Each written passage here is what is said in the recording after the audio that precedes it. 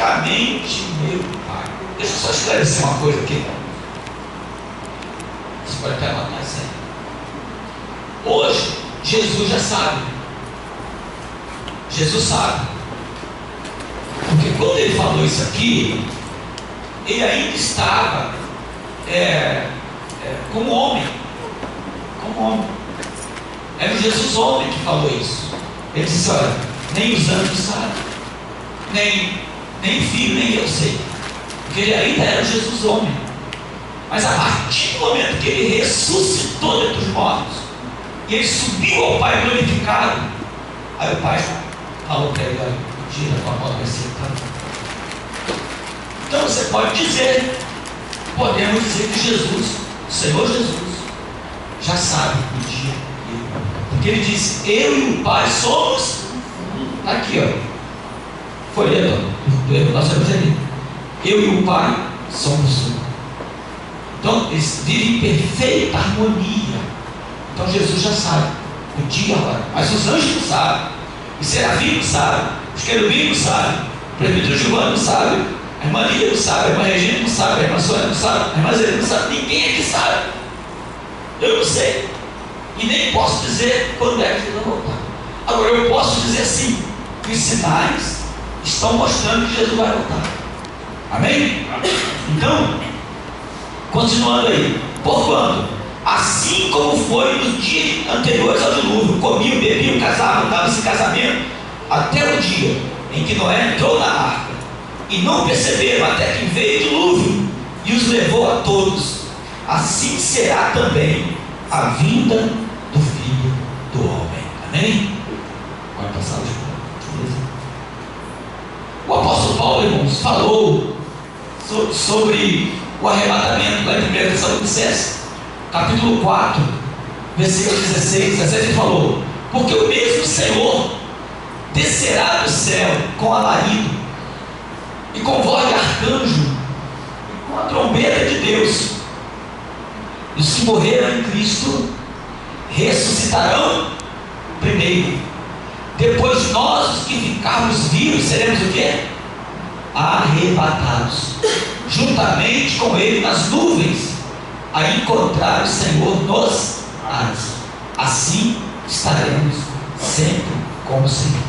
Mas o que eu quero deixar bem patente aqui, pode passar, é esse texto aqui de 1 Coríntios, capítulo 15, queria que você abrisse lá. Esse é o texto que eu queria que você lesse comigo. Eu até deixei ele anotado ali, mas eu queria que você abrisse a Bíblia e que você marcasse na sua Bíblia. Esse texto aqui é que eu sempre uso para falar de arrebatamento da igreja. Chave. 1 Coríntios 15, versículo 50.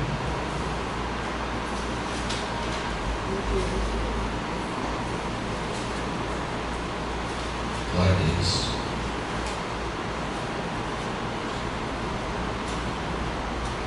Chave? Amém. Olha o que diz. Olha o versículo.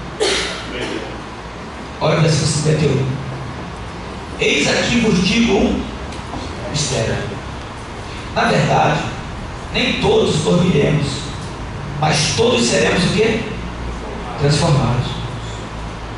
Num momento, num abrir e fechar de olhos, ante a última trombeta, porque a trombeta soará, e os mortos ressuscitarão o quê?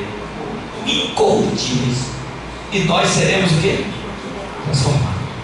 Porque convém que isso que é corruptível se revista da incorruptibilidade, e que isso que é mortal se revista da imortalidade.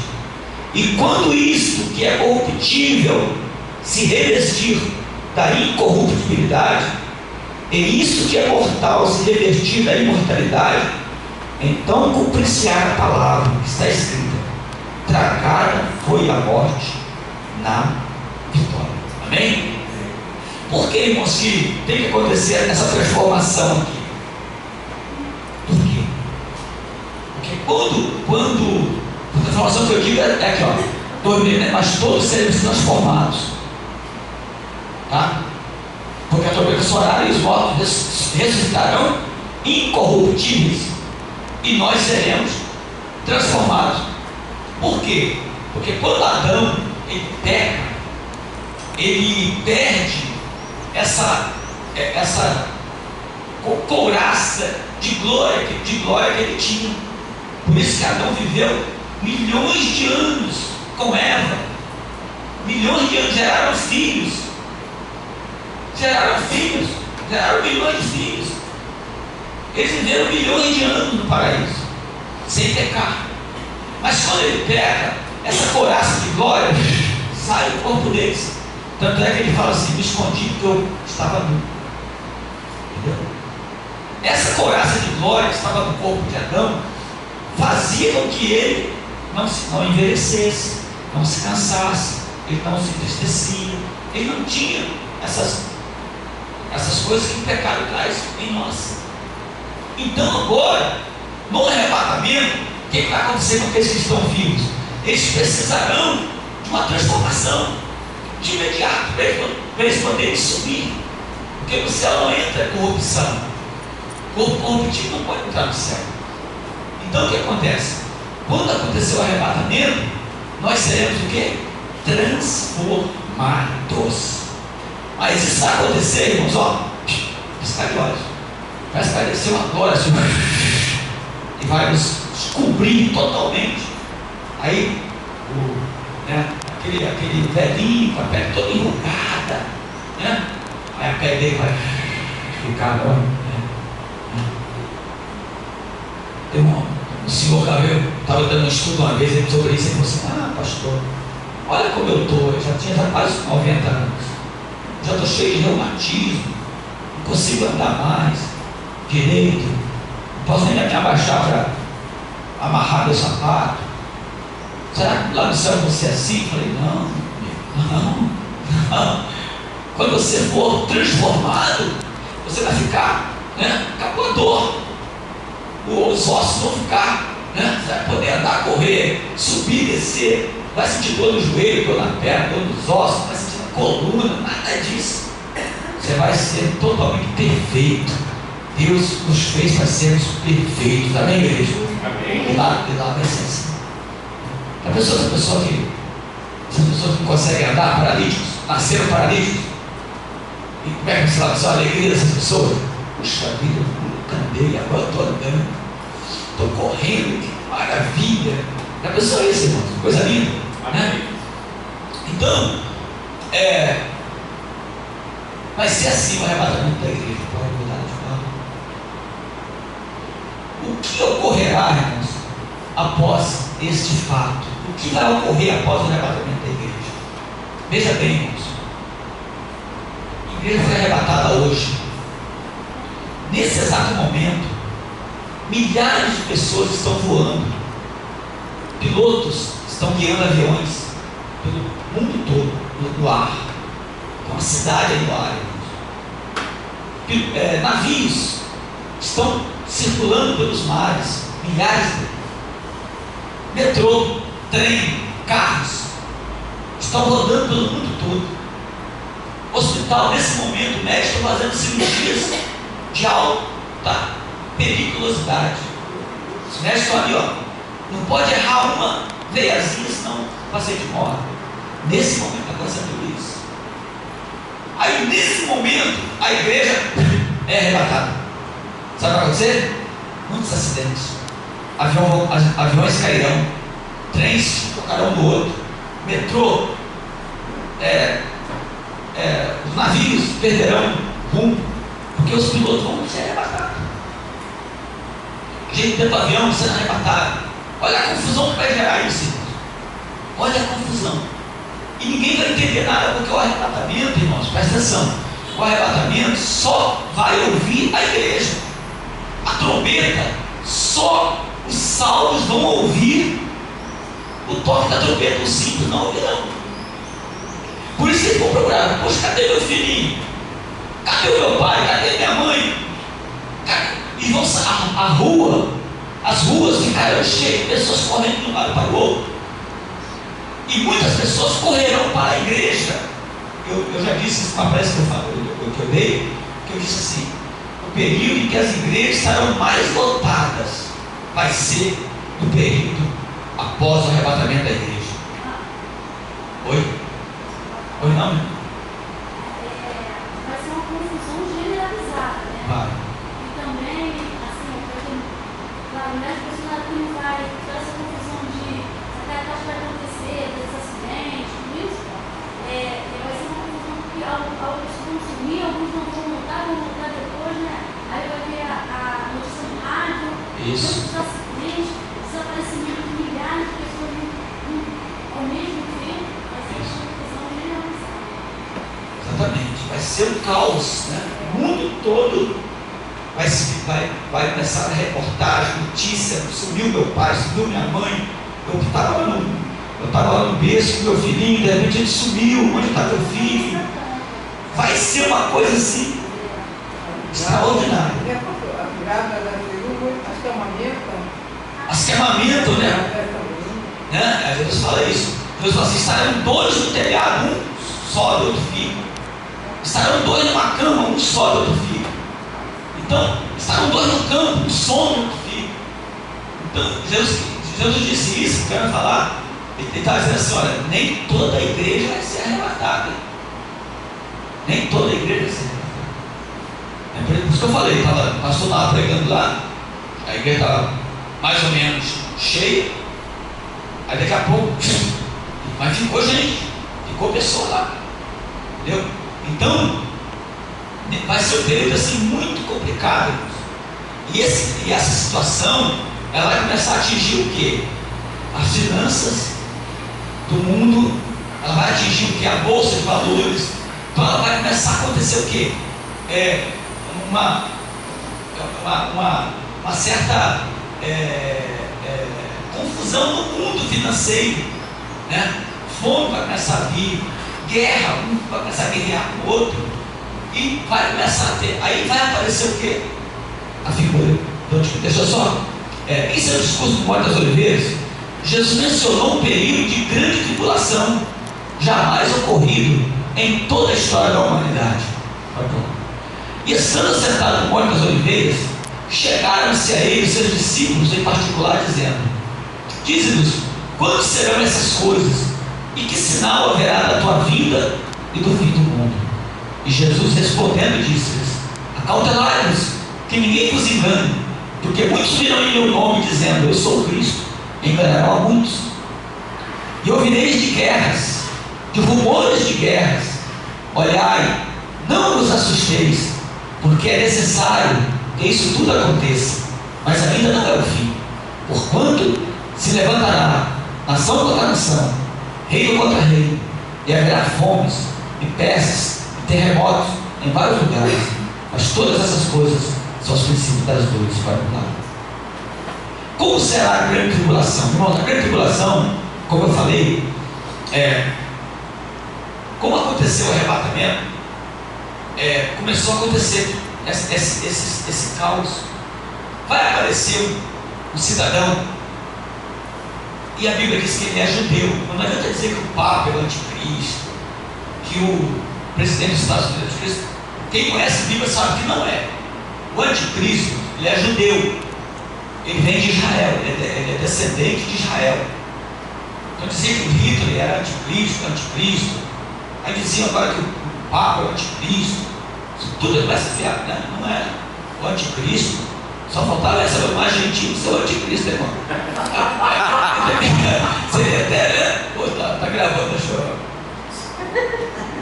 eu. Corta isso aí, tá? Mas o anticristo, irmão, ele vai ser um judeu, né? Ele vai ser um judeu. Então não é o Papa. O Papa não é o anticristo, entendeu? Então, os primeiros 3 anos e meio será que aparente parte, porque quem vai aparecer e falar assim: opa, eu tenho a solução. Eu tenho a solução para isso. E vão perguntar para nós: qual a solução que você tem? Olha, eu vou, e ele, irmãos, ele, o anticristo, que até então ele não é chamado de anticristo, não vamos conhecer, eu conhecê-lo como anticristo no início, quando ele aparecer, Vamos conhecer como um grande estadista. Ele vai dizer assim: olha, eu tenho a solução. Vamos unificar o idioma. Vamos unificar a moeda. Poxa, eu vivo no real. Daqui a pouco eu posso receber em euro. Em euro, meu amigo, que é 3 vezes maior.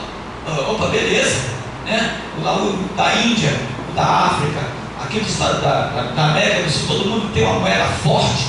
Beleza, legal, quero. Então vamos unificar a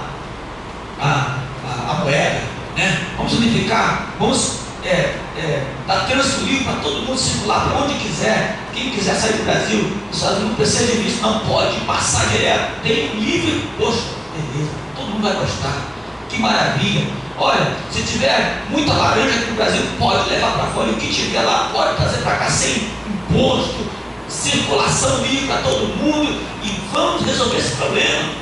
E todo mundo vai dizer: puxa vida, olha, beleza. E quando fala de religião, ele fala assim: não, religião, cada um sempre tem a sua, liberdade religiosa para todo mundo. E os desviados, né, que nessa época estarão batendo na porta das igrejas, e não tem mais o Espírito Santo, tá? O Espírito Santo vai subir junto com a igreja, tá, irmão? Ele também vai subir. Então, o que vai acontecer? Todo mundo vai achar legal. E ele vai chegar em Israel e vai dizer: olha, eu quero fazer um tratado com vocês. E ele vai fazer um pacto com Israel. Porque hoje, irmãos, Israel está no meio, ele está no meio, ele está cercado de nações inimigas. Todas as nações que cercam Israel são inimigas de Israel. Todas elas estão com mísseis apontados para Israel. E eles só não dizimam Israel porque Israel tem aliados, como os Estados Unidos, por exemplo, a Inglaterra, as Nações Unidas, a ONU, né, que não permitem que toquem Israel. Creio isso ser providência de Deus. Mas quando ele disse: mas olha, vou fazer um tratado com vocês, uma aliança com vocês, e vocês vão poder ter o tempo de volta. Olha que coisa linda, o tempo que foi de Salomão, de Davi, que hoje pertence aos muçulmanos, volta para vocês.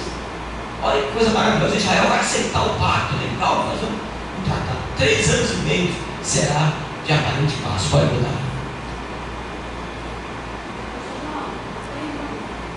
Oi.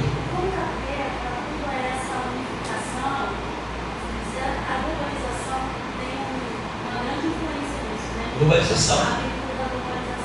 Com certeza. Vai ser globalizado. Irmãos, já é um preparo. Já. Isso aí, né? Muita coisa que está acontecendo hoje já é um preparo para chegar diante de Cristo. Exemplo, na grande tribulação, irmãos, nós seremos filmados, nós seremos vigiados 24 horas. E hoje, onde você anda tem uma câmera. Não tem? No mercado, na farmácia, na rua, onde você estiver, está cercado de câmeras.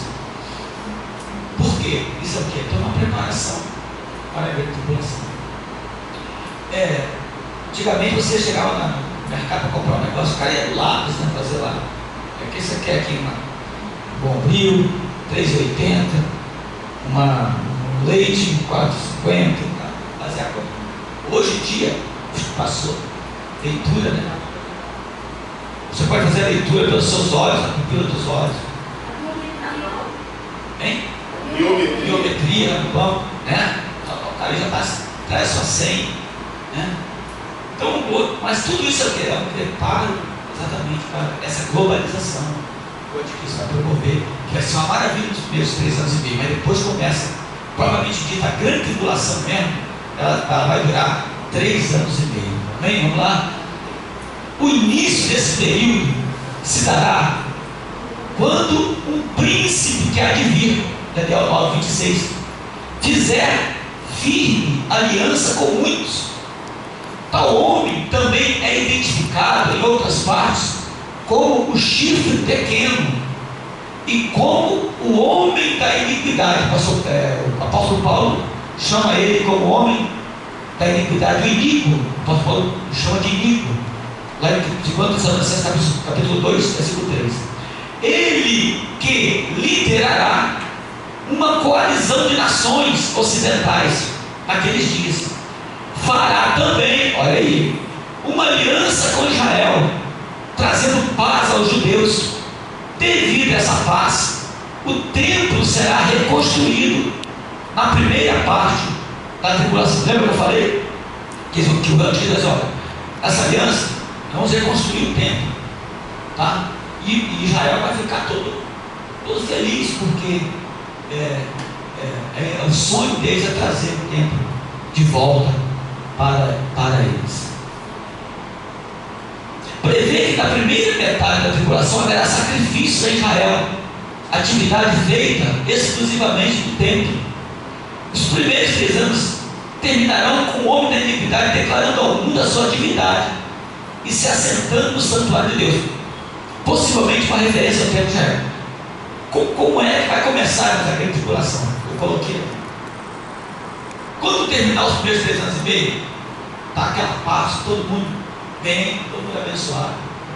O apóstolo Paulo fala assim: olha, quando pensares que existe uma aparente paz, aí virá uma repentina destruição.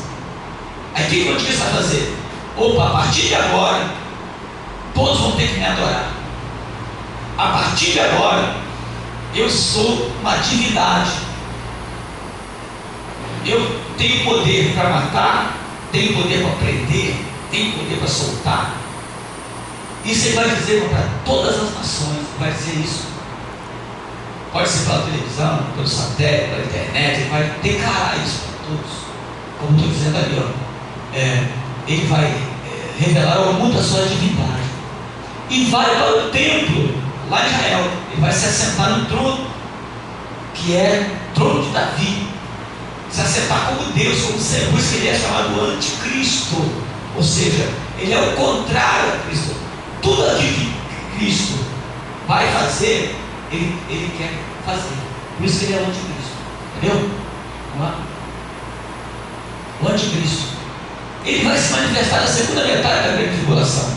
Pode começar.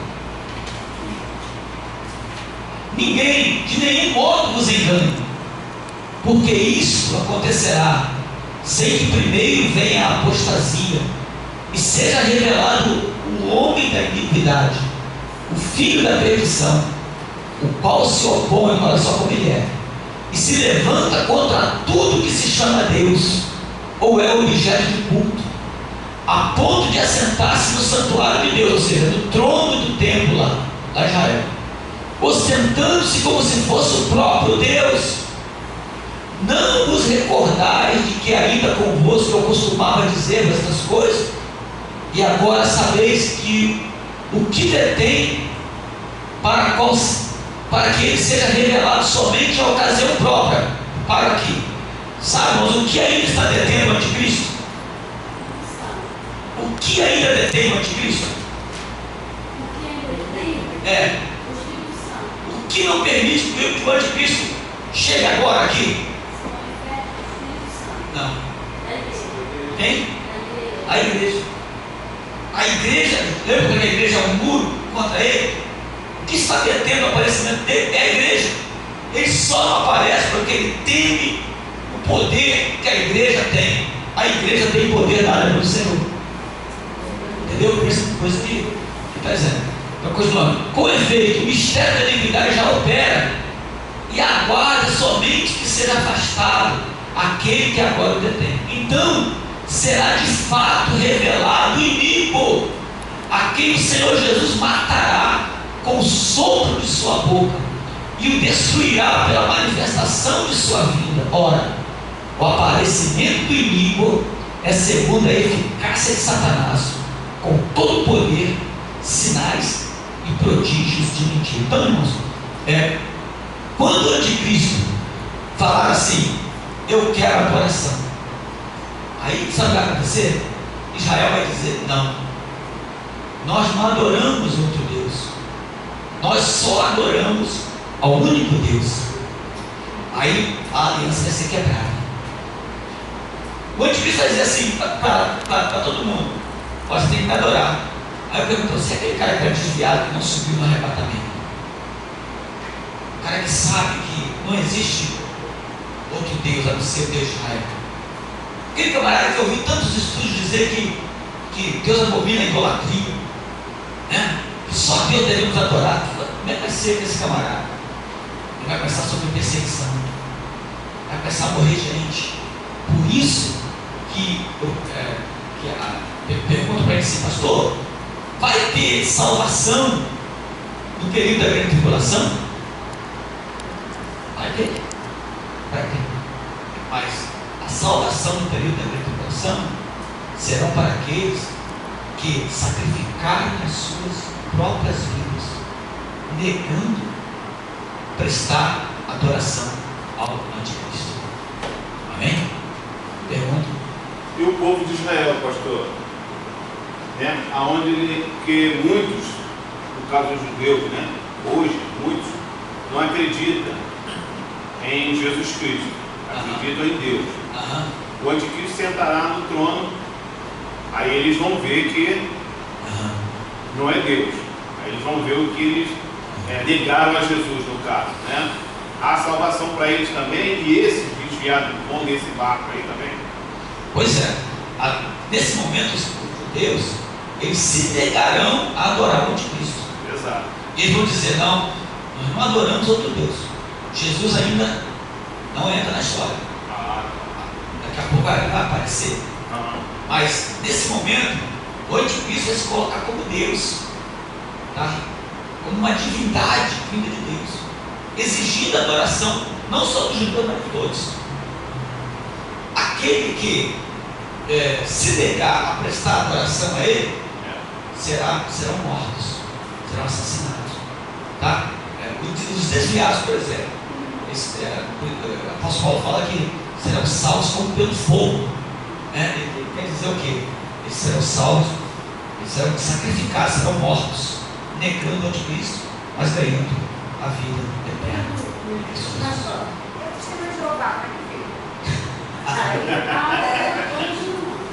Meu Jesus, assisti muito Jeová.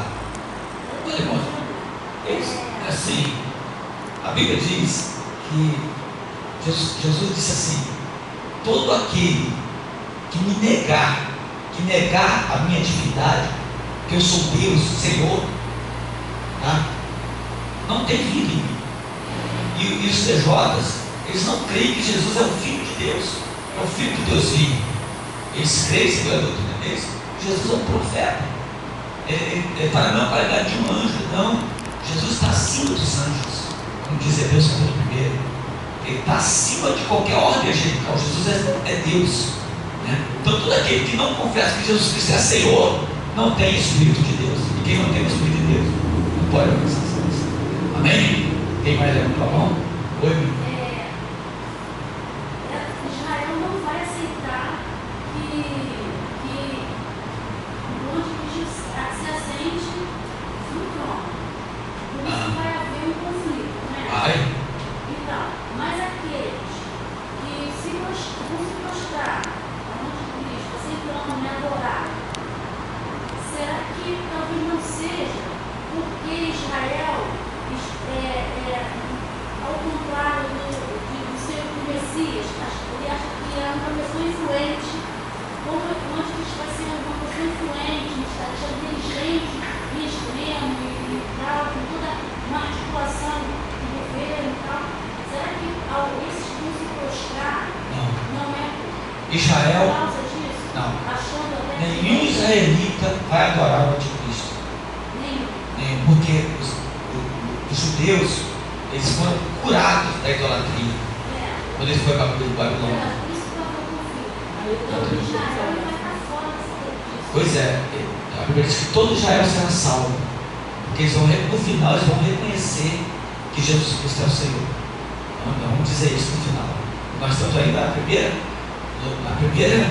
segunda, no início da segunda metade da grande tribulação. Vamos lá? Já está? Ele exigirá adoração. Ninguém de maneira alguma nos engana.